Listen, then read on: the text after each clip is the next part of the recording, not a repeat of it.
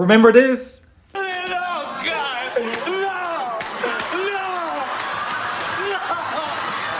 Well, no! Carlton Banks, the goofy, lovable cousin we all laughed with in the 90s. But behind the dance, there's a deeper story that spans both the Fresh Prince and the modern Bel-Air. In the original show, Carlton was always striving for perfection, dancing through life with his wealthy upbringing, sharp clothes, and a smile. But just like many of us, underneath the surface was a struggle to keep up with the impossible expectations. Fast forward to Bel-Air's modern reboot, and Carlton is still trying to uphold that same perfect image. But this time the stakes are way higher. Now Carlton is dealing with anxiety, substance abuse, and the crushing weight of expectations from his family and society. What seemed like a light-hearted rivalry with Will is now more darker and complex, right? One filled with jealousy, identity struggles, and a battle for self-worth. So what I'm going to do is I'm going to dive into Carlton's character from the old and new shows and reflect on the struggles he might have faced with the imposter phenomenon and his mental health. So let's uncover the pressure behind Carlton's perfect image, right? And what we can learn from his journey in both the 90s and 2020s. Now, on the surface, Carlton is a perfect son. He a perfect everything, y'all. He's always well-dressed, well-spoken, and focused on success, whether it's excelling academically or maintaining his reputation as a model student. But let's take a closer look at Carlton's character, right?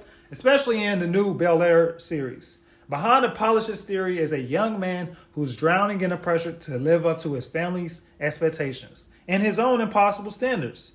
This struggle is a classic example of what psychologists call perfectionism, a tendency to hold oneself to unrealistically high standards, where even the smallest mistake feels like a complete failure. Carlton is constantly striving to be flawless.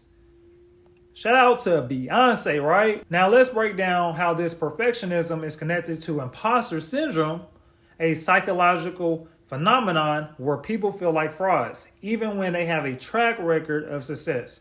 Perfectionism can lead people to overgeneralize their failures and ignore their successes, which is exactly what happens with Carlton.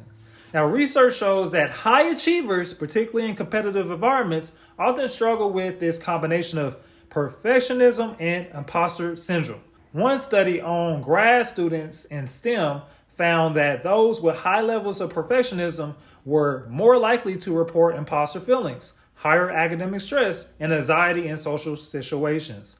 Now, who that sound like? Carlton, living in a world of constant comparison to Will, perfectly mirrors this. This type of perfectionism doesn't just exist within Carlton's own mind. It's part of what psychologists call interpersonal perfectionism, where the goal is to appear perfect to others, even if it means hiding your true struggles. Carlton doesn't want anyone to see this, his imperfections, and that's why he turns to Xanax to cope, right? Now, his drug use is his way of maintaining control, but it's also a mask for the deeper issues he's facing. Carlton's addiction to Xanax is a direct consequence of the pressures he's under. He's expected to succeed academically, socially, and personally. But the weight of these expectations is unbearable, y'all. Just like many high achievers who experience imposter phenomenon or syndrome, Carlton feels he has to hide his failures or he'll be exposed as inadequate. He struggles with drug use, anxiety, and intense pressure he's faced. It's a powerful example of what happens when perfectionism and imposter phenomenon goes unchecked. Perfectionism isn't always harmful. In some cases, it can drive people to succeed. I'm not going to lie. What psychologists call adaptive perfectionism, right? But when perfectionism is driven by fear of failure, like it is for Carlton, it becomes maladaptive. This is when perfectionism is linked to anxiety, depression, and even substance abuse, as we see in Carlton's story. So why does this happen? Carlton's perfectionism, and by extension his imposter phenomenon, is tied to his deep fear of being exposed. He's constantly measuring himself against others, particularly Will.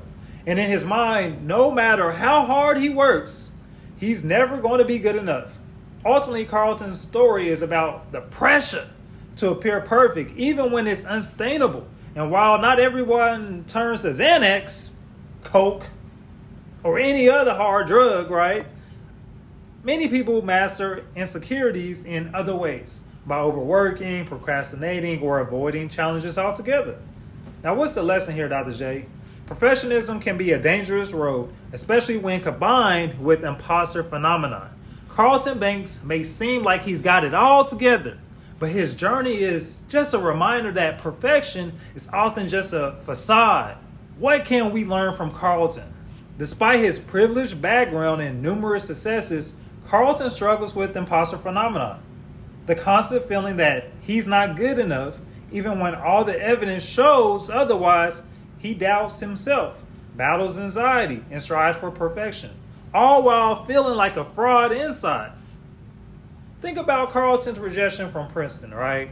He had worked so hard, but that one failure shattered his self-image. Many of us experience similar feelings, right?